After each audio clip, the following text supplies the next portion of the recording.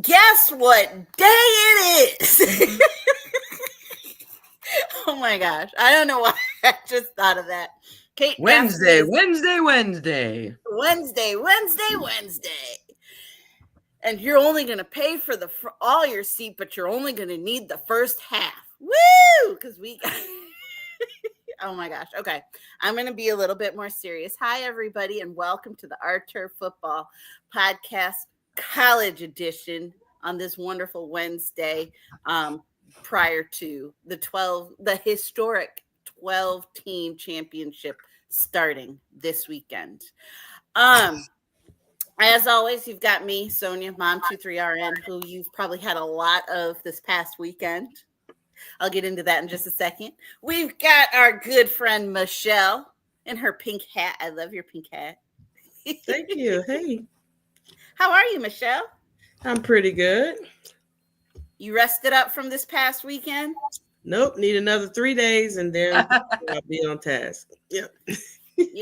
Michelle is literally the hardest working person I know. Definitely was the hardest working person this past weekend. Like I said, I'll get into that in just a second. And then to the other side of me over here, yes, I got it right for the first time. Cleveland Kate. Hi, Kate. How are you? I'm not as tired as you two. I got to sit back and watch all the coverage from you folks last week. So I had a nice restful week. Got craziness coming up with the holidays, but we'll figure it out. We'll get through.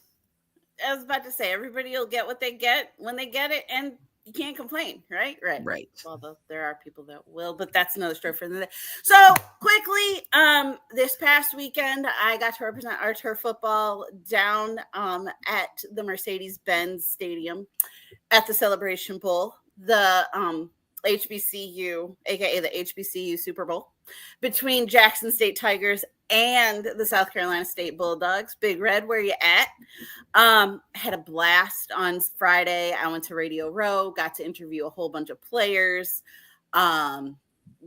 Just amazing guys. The Jackson State guys were just amazing. I loved it. I got to talk to the head coach. I got to talk to the general manager, aka the head coach's son. He was adorable, and I loved him. Just really good game. Jackson State won. But they were just great. South Carolina State was equally as impressive as one of their defensive linemen had a record amount of sacks during the game. So or tackles, I'm sorry. Record of tackles during the 17. game. Yes. A Celebration Bowl record. He set a Celebration Bowl record. Look at him go. Y'all, there's some great players out there, and if you need some, that was a great place to find some. Michelle was there doing her magic, working her butt off. Barely saw her, but when I did, it was like, shoo, shoo, shoo. But I had a great time. So shout out to Jackson State, who won. Shout out to South Carolina State, who played a heck of a ball game, but Jackson State was just better. Got to talk about that. It was fun. And thank you, Big Red. Shout out to you, even though you're not here right now. I'm sure you'll be here in just a second. For hanging with me during being live on Radio Row. So I appreciate it. And Kristen was there too. Yes, that's right. You were there too, Kristen. So I appreciate both y'all. Thank you so much. Can't wait to do it again next year. Whew. Oh, also, one more thing. If you guys are watching us on Twitter, if you guys are watching us on Facebook, please come on over to our YouTube channel so that you can chat with us and we can say, hi, Bob. How are you? Thank you for joining us. Come on and join us. Let's get into it. The Heisman Trophy was presentated.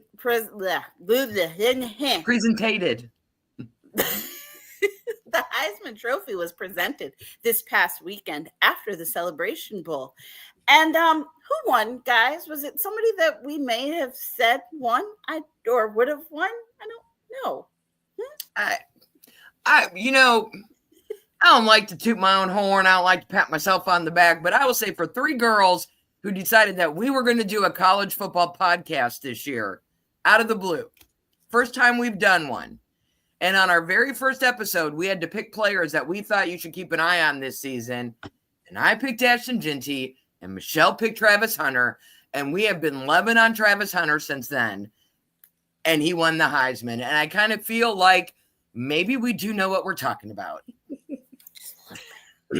Just because we watch football, you know what I'm saying? Yeah. We had it. We had the top 2 picks. We had Travis and we had Alsha. And either one of the two could have won. I probably would have been satisfied with either of them winning.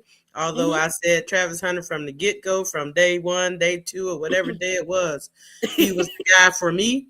And but I would have been just as happy if Genty had won as well. He had a phenomenal season this year, but it's just like I told a guy. I saw a tweet the other day, and the guy he listed all of these running backs who had the numbers, the same as Genty, and they all won the Heisman. And I'm like, yeah, and I can list 5 more people who had those same numbers who didn't win the Heisman. But what I cannot list is anybody who's done the things that Travis did in a season. We cannot list another person who's done that. And so that's the difference for me. And that was the difference in watching the college football team, just watching Colorado play. And you, even in the first 3 games, you can see that their biggest plays on offense came from Travis. Their biggest plays on defense came from Travis. And this is every down. This is not like part-time. This is every down. And I've never seen that before. And I've been watching football for a long time. So I've never seen it, and I was very impressed. I was happy that the committee got it right. I was afraid they were going to go, everyone thinks it's the best quarterback. It's supposed to be the best player in college football. And while Genty is an amazing running back, and I'm sure he will get drafted high and he will get his money, Travis Hunter was a better overall football player. He played on both sides of the ball, people, not just every once in a while they threw him in. Both sides of the ball, and made significant contributions. Michelle just said it. Big plays on offense, big plays on defense. I can't wait to see what the next couple years brings as far as other players that try to do this in college. I think it will make Hunter look even better when they try to do this with other players who don't have the same talent he does and who are not successful. But it'll also be interesting to see what the NFL does with him, how they use him, and how, if this starts a cycle like this moving forward. I'm looking at the NFL draft, top 5 teams right now. If the draft was held tomorrow, Las Vegas Raiders, New York Giants, New England Patriots, Jacksonville Jaguars, Carolina Panthers. So New England has Drake May at quarterback. Jacksonville's still got Trevor Lawrence. Carolina still has Bryce Young. Vegas and the Giants are probably looking quarterback. I don't know why any of those 5 wouldn't want to grab him, or somebody wouldn't want to move up to get him. Maybe that's, Sonia, maybe that's the scenario, is somebody who needs a quarterback trades down with the Carolina or Jacksonville so they can get Travis, because they're still going to get who they want at quarterback. It's not a deep quarterback class, right? I could probably name 4 guys that I think are going to go. I think every one of those teams could use a Travis Hunter. I would love to see. I was just thinking about it, and would I like to see him on the Raiders? Yeah, I would love to see him on the Raiders. But where I really think he'd be great is Carolina. But the only thing that scares me about Carolina is their coaching. That scares me, because he is a special talent, and we're not going to use him both sides of the ball like they did at Colorado as much, because you're going to burn him out at the NFL level. But I think that somebody like him would be really good, a really good whoopee for Bryce Young as he needs it, and also a really good just star on their defense. But the thing that makes me nervous is coaching. But that's just me. Where do you think he'd go, Michelle? I was going to say, Michelle, let's talk about coaching in Carolina. Bryce Young was amazing in college. He has not been amazing in Carolina. Is that a Bryce Young thing, or is that a coaching thing? Well, I think it's an organization thing. I think they have the right coach right now. I think their previous coach wasn't the right person for the organization, and the one before that wasn't the right for the organization. So they're doing catch up. If you look at Bryce Young in the second half of the season since he was benched, he's played much better. He looks better. Not just him, but the entire team looks better. So I think they're on the right path with the coaching. I'm not even concerned with that. I think they finally got it right. The city is behind them. Everybody was upset about not hiring Steve Wilkes, but now I think they're okay. because they can see, even though they don't win all of them, they see improvement. They're in these games now. Bryce looks better. He didn't look good against the Cowboys, but he's been looking good all the games leading up to that. So I think they're okay from a coaching standpoint. Carolina is probably a team who can use Travis, but I think that I think New England is going to be the person who's going to get him, and that's because they're a defensive oriented organization. They need that defense. They need his defensive presence. They can slide him in there every now and then in the slot on the receiver if they want to. They've been their organization who's been known to use defensive players to play wide receiver. They did that in the Super Bowl with Troy. Back in the day when Tom Brady won, that was his receiver. He was a defensive back. They converted him. They had no receivers. So I think that's a good organization. He wants to play both. That one may give him an opportunity, but they need a cornerback in New England. And I think the Raiders and those other teams need quarterbacks. The first two picks need quarterbacks desperately. So I think that's where the two quarterbacks are going to go. So let's talk about Tom Brady. Tom Brady, since you brought him up, is going to be advising the Raiders on what to do. Do they take a quarterback at 1, or do they make a deal? Do they make a trade with somebody? They can still get a very good quarterback at 5. They got to take the quarterback. They got to take the best or the Raiders need to take the best quarterback that's on that board if they got the number 1 pick, and that's what they need to do. So you don't like Aiden O'Connell or Gardner Minshew? Who? Gardner Webb? No. They need to take either Cam Ward or Shadur Sanders, because those are the best 2 quarterbacks in the draft. And I think that's where they need. That's where they need to do. So if I'm the Raiders, that's what I'm doing. Love it. Kristen says, thank goodness I got the right guy. Was number 2 even close? So I pulled up the votes. They do a total points thing. So there are first place votes, second place votes, third place votes. They're each weighted, and then they do a total. Travis had a total points of 2231. Ashton Ginty in second had 2017. And then Dylan Gabriel, the quarterback for Oregon, came in third with 516. Very close. I think they were close. Their first place votes was where the big difference was, 552 to 309. And then second place was 261 to 517. Very evenly distributed, but the first place votes was the big thing for Travis. But it seems like the voters really liked those 2. And then there was the other guys. Like they just had to fill out the stage with other guys. Like I said, Dylan Gabriel had 516. Cam Ward had 229. 6 people voted him first. Cam Scatabo from Arizona State had 170. Bryson Daly from Army was 69. And then it just kind of, Shadur Sanders had 47. Somebody voted him first.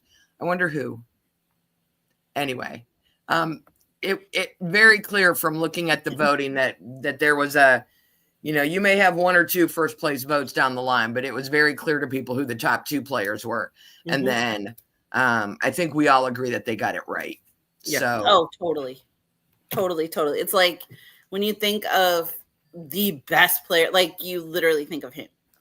There's no one else you can think of. Right? It's the same when Desmond Howard won, right? They wanted to give it to a quarterback. Desmond Howard was the best player. He was the best player, and all we have to see is do the voters have the guts to make the call? And they did this time, and they did that time, and thank God. Exactly.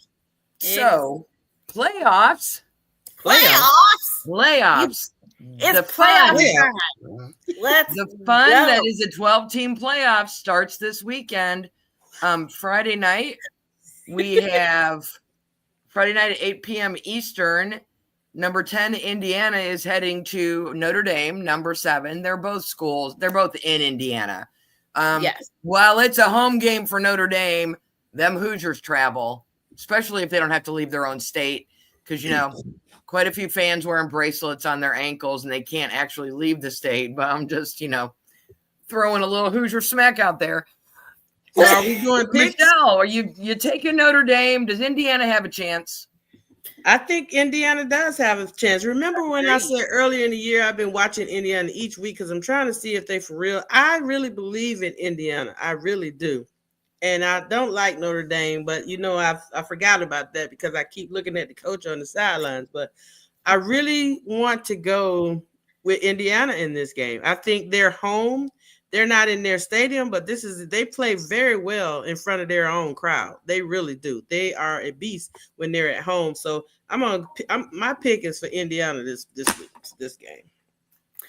I think that this, Big Red and I were talking about this earlier because he had mentioned something about, he's like, which game do you think is going to be the closest? And I was like, I think this game is actually going to be the closest. And I think it's pretty evenly matched. And I still feel that Notre Dame is going to do what Notre Dame does. They look great. And then all of a sudden just something happens and they fizzle in the playoffs, in the postseason. So that is why I'm picking Indiana too. I think that they could definitely win. I think that they are a very together team, and I think they can do it. I love the story of Indiana. There's a couple teams in these playoffs who have a story that I love. I love Indiana. And I think Notre Dame's a team that we have seen overlook opponents. I don't think they're taking Indiana seriously. I don't think they believe in Indiana, and I don't think they're taking them seriously. And I think this is maybe not a trap game because Indiana is actually really good, but I think they're going to give Notre Dame a really hard time. And I think Notre Dame wins, but I really want Indiana to win. I think they're good enough because if they can beat Notre Dame, we've talked a couple times about how they need a statement game. They need to play a really good, solid opponent and beat them to make believers out of everybody else. Mm-hmm. That would do it. I think that would have people believe in on a deeper run for them. So shout out Indiana. On Saturday. So is that a pick for Indiana? Did we all pick Indiana? We all picked Indy. Yeah. Saturday at noon is one of the other teams who has a story that I just love. Number 11 traveling to College Station, Pennsylvania to take on Penn State. I like Penn State. They're a Big Ten school. I watch a lot of their football, but I don't believe in them. SMU has got something to prove. They're the other team with a story that I want to keep going on. I want it to continue, and I am actually taking SMU in this game. Michelle? Well, I mentioned SMU the other week about them being the only NCAA program to receive that death penalty. And now I see somebody else just wrote a story. They might have been listening to us anyway. But I've been cheering for them all season. I love their quarterback. I think they have a really good team. They play solid defense. And I think they can beat Penn State. I don't know. Penn State wins. I just don't know how they win, but they do win. They seem to win when the game is over. They come up with big plays at the end, but I think SMU can pull this off. I really do. I think they can pull this one off. I agree with Michelle. What you said was perfect. They find themselves winning, but I don't know how they win. But Penn State has been in some close games this year. But like we said, I think SMU just has that fire. The only thing that might be able to stop them maybe is the weather. And what's the weather going to be like in Happy Valley? But still, I think that they can. I think that Penn State loses this game, and I think it's SMU's game to win. Well, I can tell you my Cleveland weather is going to be Friday 36 degrees, Saturday 28, Sunday 27, and Pennsylvania gets the weather about a day later. So it'll be 26, 27, 28 degrees, somewhere in there. But no fresh snow is forecasted for the weekend. So if there's no snow, I think SMU will be just fine. If it snows in Happy Valley, that's rough. It's going to be rough just because Penn State's already got a little bit of a home field advantage. And if you get home weather as well, because they'll have a couple days to practice in it. I don't know what their travel schedule is like. Like in the pros, they go the day before. I don't know if their SMU's already there and practicing there, or if they're still at home. I don't know when they go to acclimate themselves to the snow. But I think we're liking the underdogs in these first two games. I was just about to say, we just picked two underdogs. But we did, and I love it. Ohio State, Tennessee at 4 o'clock. Clemson, Texas. Sonia. This one, Kristen. I think this I was just going to go show it. Yeah. We're all vibing today. I think this one is going to be our runaway victory of the weekend. I think that Texas is still the better team. Clemson has done well. They have put on a late run, but I think that Texas is going to give them all that they can handle. And I think this is going to be the runaway victory. So I've got Texas on this one. Michelle, Clemson or Texas? You know, Texas has been my team all season, and they keep letting me down. Every time I say that, they lose, and maybe I'm the jinx. I am the sports jinx, and maybe I keep jinxing them because every time I talk about them and I say how they're my favorite, they go out and lose. That's twice I've done it. And if I say it this time, they may lose, but I'm going to go with Texas in this one. I think that I got to Texas. I mean, Yeah. I think they're the better team. They don't know, they didn't play well in their last outing, and I think they want to come back and prove that they want to at least be able to advance. And I think that, I'm going to go with Texas in this one. I think Texas will pull this one off. Depends on if the quarterback comes ready to play. And if he comes ready to play, then, they can run away with this one for sure. Yeah, Clemson's gotten lucky. They've had a couple losses. Yeah. They've gotten lucky. Texas has had quarterback issues, right? Ewers got hurt, and then Manning came in, and then even with having to jostle back and forth with quarterbacks and injuries, the rest of that team was good enough to carry them through this whole season, and I think it's going to carry them through this game.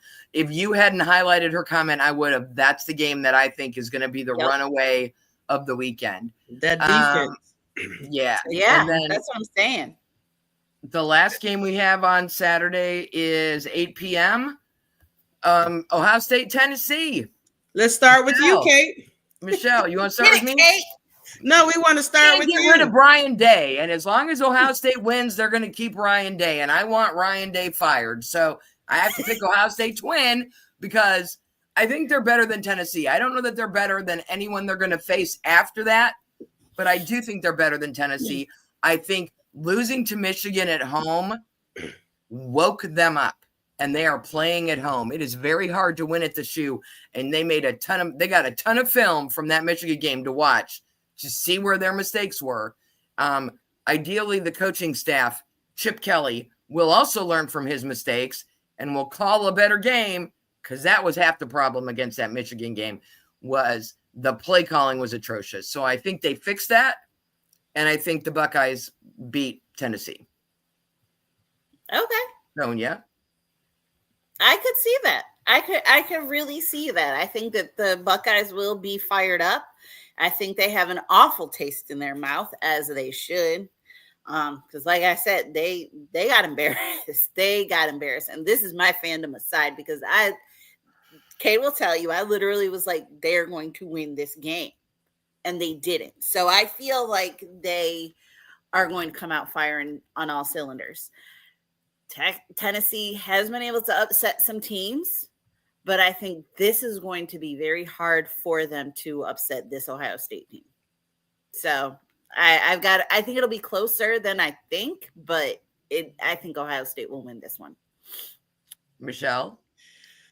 Oh, Tennessee. I mean, you don't know which Tennessee team is going to show up, because they can be so good. And sometimes they've played this season and you thought they might be the best team in the SEC. And then they come back and they're like, should be in the bottom half of the SEC. So you never know what team you're going to get. I believe, and I think I said this the last time about Ohio State, although this hurts my heart to even say good things about Ohio State.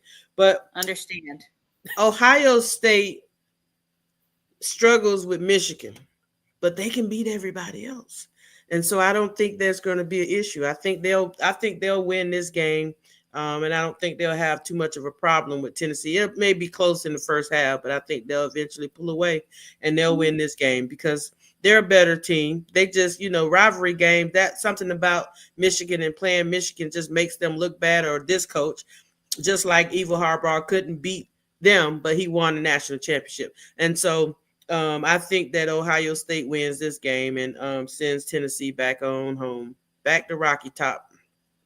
I pulled up the spread that Vegas has sitting right now, just because I find it interesting. So Clemson versus Texas, number 12 versus number 5. Vegas got the spread at Texas minus 12, which feels like a lot of points, but we think that's the runaway game of the weekend, right? Mm-hmm. Tennessee versus Ohio State. They have Ohio State minus 7.5. Mm-hmm. Mm-hmm. Penn State 6 against SMU 11. They have Penn State minus 8.5. Really? And then Notre Dame 7 against Indiana 10. Notre Dame minus 7. I find it really interesting how it's about a touchdown for 3 of the games. Mm-hmm. And then it's almost 2 touchdowns for Clemson, Texas. And that's just because the disrespect for Clemson being the 16th seed and playing Texas and the ACC and that, that ACC disrespect out of the Power Fives. So, and that may be motivation for Dabo and his team. So it wouldn't surprise me at all if Dabo doesn't have the odds up there in the locker room for those players to see and be like, look what they think of you. Look what they think of you. But I don't know. We'll see. It didn't help them with the regular season. They still lost some games. All right. Those are our picks. We'd love to see yours. If you want to follow us over on the Twitter at OTFB, maybe I'll throw a poll up for each of the games and we'll see. Sonia, why don't we do that tonight? I'll put polls up for each matchup and we'll see. We've told you what we think. We'll see what our listeners and our watchers and our readers think. And then we will be back in 2 weeks. We're going to take off Christmas. We're going to take off New Year's Day. We will be back on January 8th. At that point, this round will be over and the quarterfinals will be over. And we will be here to talk to you about the semis. There will only be 4 teams left out of 12 when we're back next year. And I'm sure we will have a lot to talk about to review what happened to get them there and then what we think the Final Four is going to be. Can't wait for that. Let's call your Final Four right now. And I'll be a little bit older and wiser when we get back, just to let everybody know that. Just a little. Call your Final Four right now. Who you got? Our Final Four? Yep. Who's in it? Let me see who I'm picking from. Y'all go. Right? Well, if our picks go, then it would be Indiana against Georgia. Who's winning that? Georgia. SMU against Boise State. Ooh. I'm taking SMU. Me too. Oregon against Ohio State. That happened already. We know what happened there. Oregon. Yeah, I already saw that game. Arizona State against Texas. I think that'll be the closest one of these 4. Agreed. I'm going to say Lisa last week called them scrappy AF. Yep. Who? Arizona State. They're scrappy. They are. So we picking our Final Four? Yep. Yeah. Okay.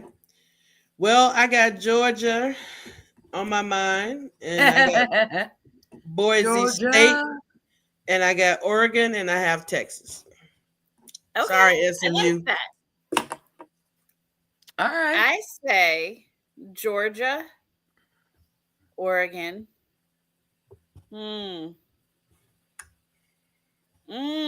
I don't know between Arizona State and Texas, but I'm going to say Texas.